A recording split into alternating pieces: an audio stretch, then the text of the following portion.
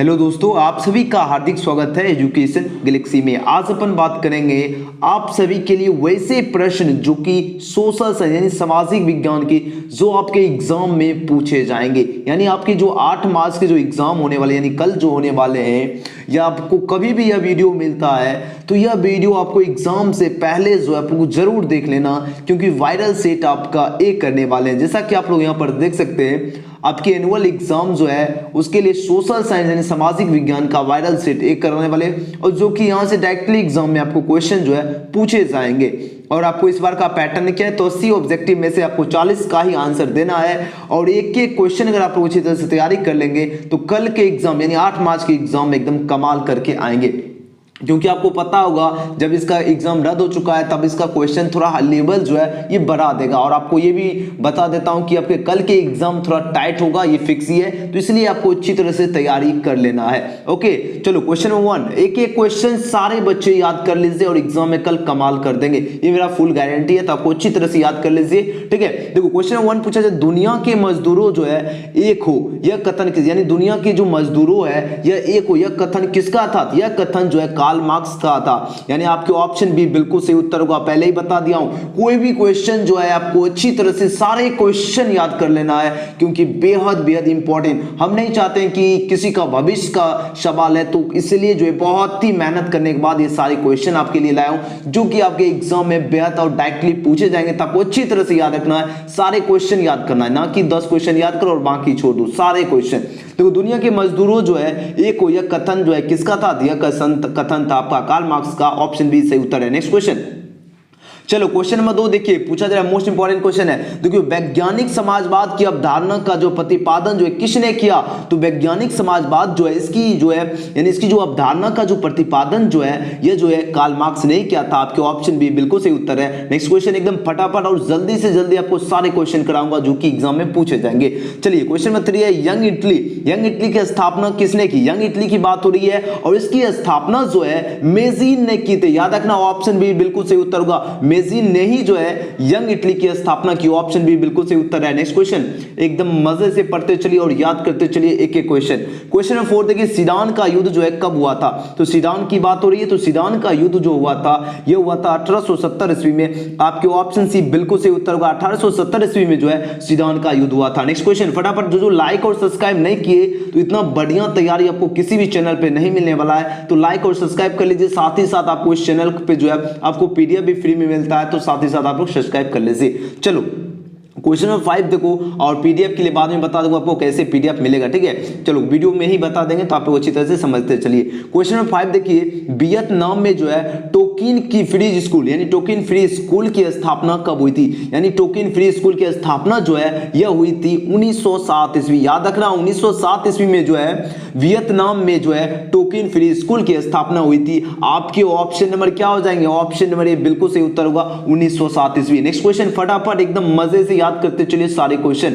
चलो question number 6 देखिए, निम्नलिखित में से जो है किस प्रसिद्ध दार्शनिक ने जो है एक अदालत जो है लगाकर वियतनाम युद्ध के लिए जो दोषी जो है करार दिया? मतलब देखो क्या आप क्वेश्चन समझने का कोशिश करो। देखो निम्नलिखित में से पूछा किस जो है प्रसिद्ध दार्शनिक ने जो है एक अदालत लगाकर, एक अदालत क्या क्या लगाकर जो है अमेरिका को जो है वियतनाम युद्ध के लिए जो दोषी करार दिया था? यानी इसका सही उत्तर हो जाएंगे आपके ऑप्शन जी, रसेल ने किया था। यानी option C is the right answer for this question. Next question चलते हैं। रसेल, याद रखना रसेल ने ही जो है अदालत लगाकर जो है वियतनाम युद्ध के लिए जो है दोषी करार जो है दिया। नेक्स्ट क्वेश्चन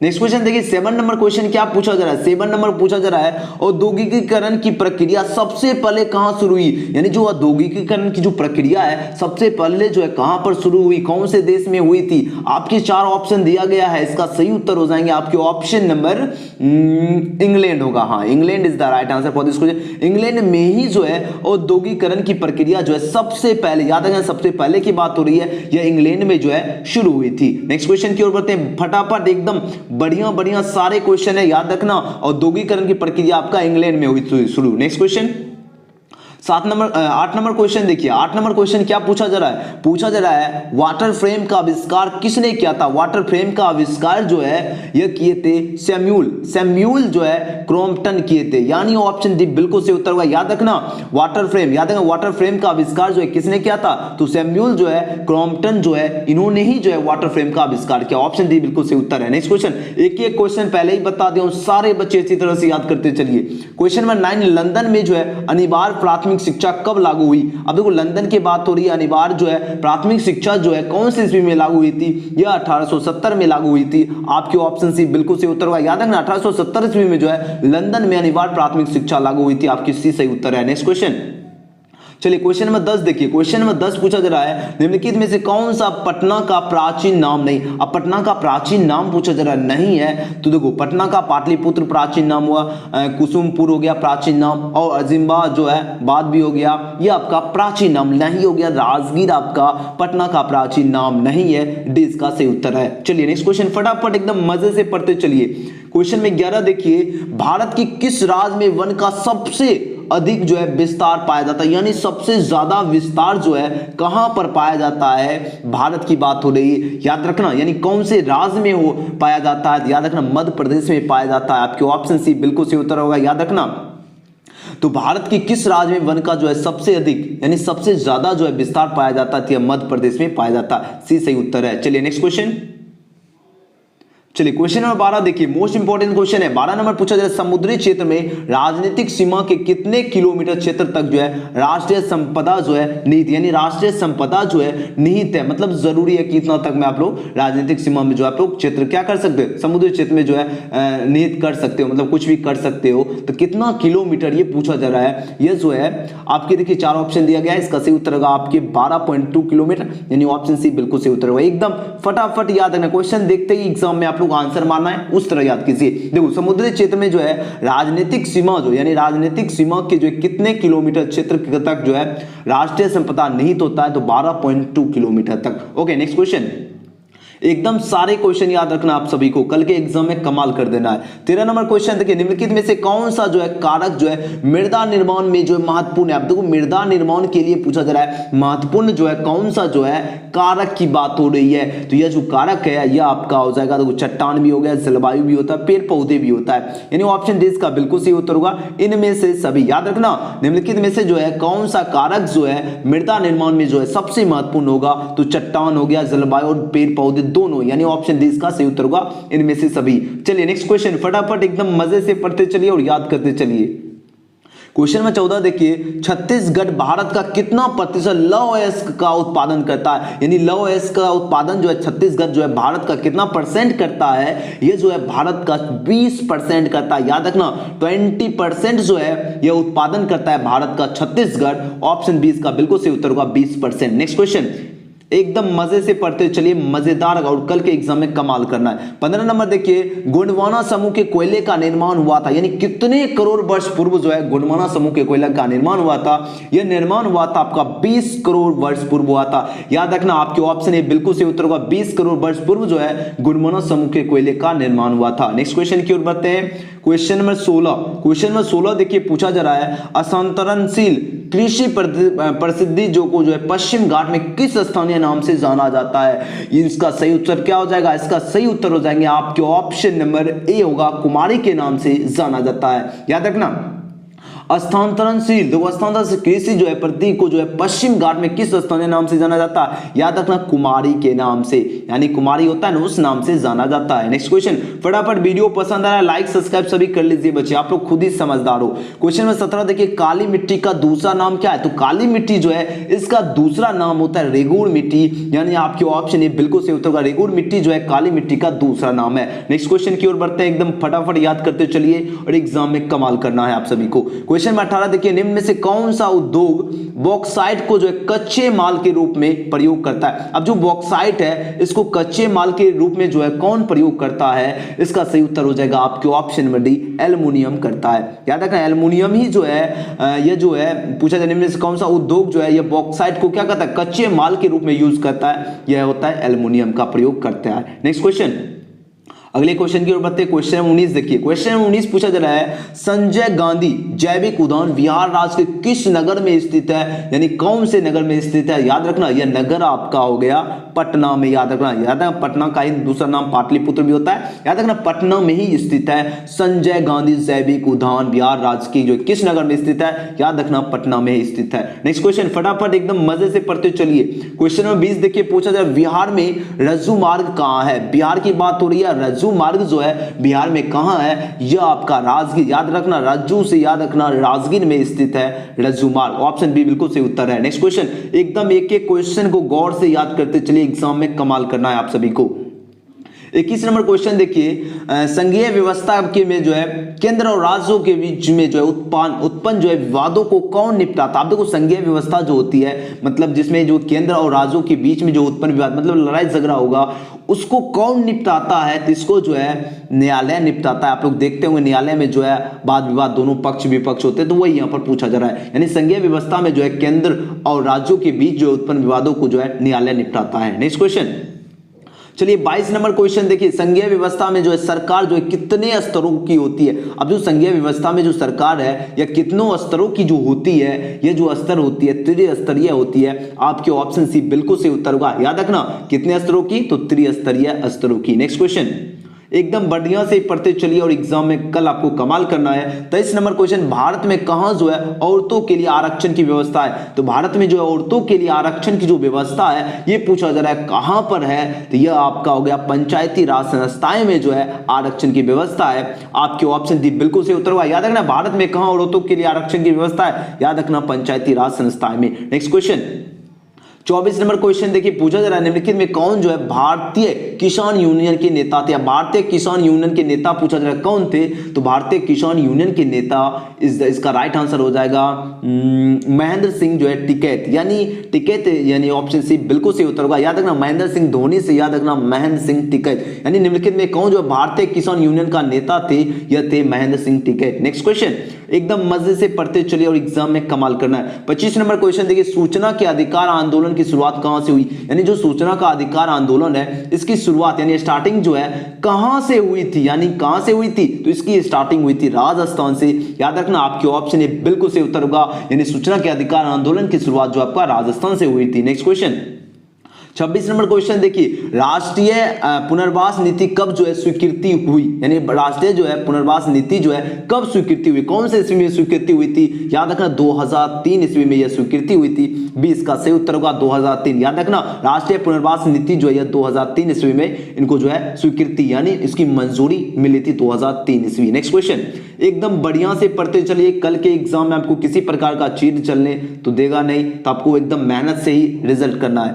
ठीक है, एकदम इतना बढ़िया से तैयारी करा देंगे कि कल के एग्जाम में कमाल कर देना है। 27 नंबर, भारत में जो है हुए 1977 के आम चुनाव में किस पार्टी का बहुमत जो है मिला था, यानी कौन से पार्टी को जो है बहुमत मिला था, यानी बहुत ज्यादा पद से जो वो जीते थे, वह पार्टी की बात हो रही है, तो वह पार्टी जनता पार्टी थी। और डेट भी याद रखना 1977 यानी 1977 में जो है कौन सी पार्टी को जो है बहुमत मिली थी, याद रखना जनता पार्टी को। नेक्स्ट क्वेश्चन फटाफट चलिए, क्वेश्चन नंबर 28 देखिए, पूछा जा रहा है कार्यपालिका में ऊर्जा होने चाहिए, यानी कार्यपालिका में क्या होने चाहिए, ऊर्जा होनी चाहिए। तो विधायिका में जो है दूरदर्शिता जो है, जबकि न्यायालिका में सत्य के प्रति निष्ठा और संयम होनी चाहिए। यह कथन जो है ये जो कथन जो है यह कथन पूछा जा रहा है किसका है, यह कथन आपका जो है अलेक्जेंडर हैमिल्टन का है। याद रखना सी बिल्कुल सही उत्तर होगा। एकदम मोस्ट इंपॉर्टेंट क्वेश्चन है, बढ़िया तरह से याद रखना आप सभी को। याद रखना कार्यपालिका में ऊर्जा जो है होनी चाहिए, और तो विधायिका में क्या होना चाहिए, दूरदर्शिता होनी चाहिए, और जबकि न्यायालिका में जो है सत्य के प्रति निष्ठा और संयम होनी चाहिए। यह कथन था अलेक्जेंडर हैमिल्टन का था। सी बिल्कुल सही उत्तर है। चलिए नेक्स्ट क्वेश्चन मजे से पढ़ते चलना है और कल के एग्जाम की तैयारी बढ़िया करना है।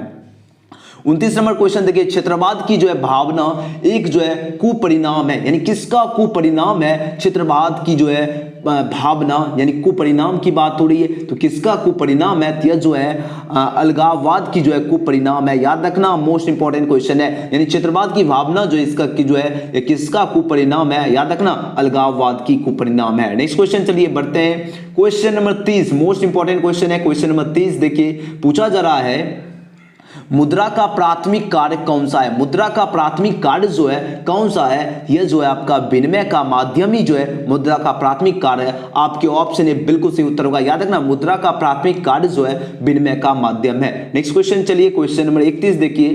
क्वेश्चन नंबर 31 देखिए, पूछा जा रहा है भारत की जो है वित्तीय राजधानी किस शहर को कहा गया है? भारत की जो वित्तीय राजधानी जो है कौन से शहर को जो है कहा गया है? तो ये जो शहर है आपका मुंबई को ही जो है भारत की वित्तीय राजधानी कहा गया। याद रखना, Mumbai is the right answer for this question, यानी बी सही उत्तर है। याद रखना, भारत की वित्तीय राजधानी किसको कहा जाता है? मुंबई को कहा जाता है। नेक्स्ट क्वेश्चन, बढ़ते हैं अगले क्वेश्चन की ओर।